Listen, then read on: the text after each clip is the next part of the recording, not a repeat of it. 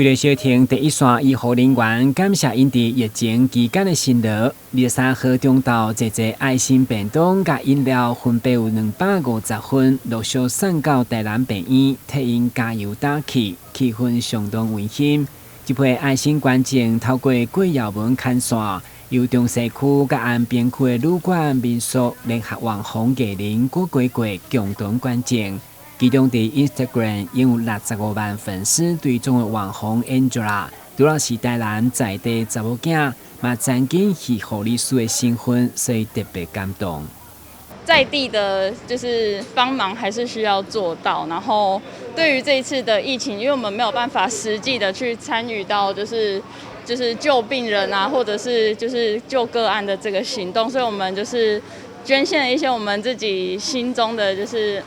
提供自己心中最大的帮助这样子，然后捐献一些餐点给这些医护人员，然后希望他们可以再有动力的去做这个。就是这件事情，因为其实我们电视上也看到，就是有些可能个案啊等不及，可能会对医护人员比较口气比较差的部分，又或者是这个世界，就是这个社会上还是会有很多人，就是觉得，为什么自己不是先的那一个？但是我觉得我们大家其实不只是我爸爸跟我，还是有很多人也是在等待疫苗，然后等待通知的这部分。那希望大家就可以多一点耐心对医护人员，然后口气也比较好一点。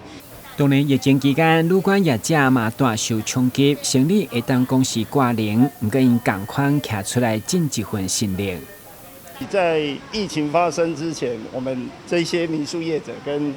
跟我本身在第一时间就配合政府投入了防疫旅馆，所以这一波的冲击，老实讲非常大啦。其实几乎归零了啦，所以那个也希望说。我们能够赶快把疫情压制下来，因为我做防疫旅馆，我切身非常了解说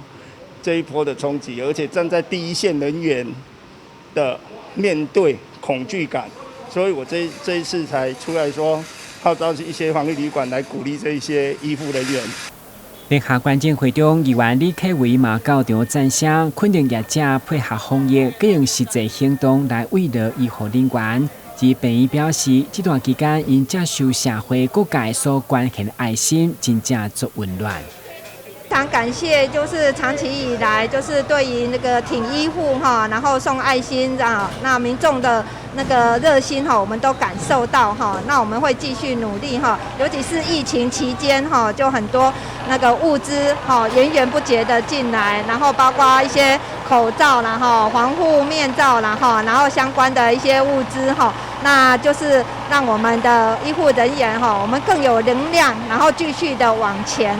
然后我们一起共度这个把疫情的减少然后挺过这个疫情的一个期间。捐赠同时，全国疫情3级警戒嘛传出要调降到2级，护护下防疫各行各业会当恢复活动，mau大家暂时松了一口气。今日新闻，军职采访报道。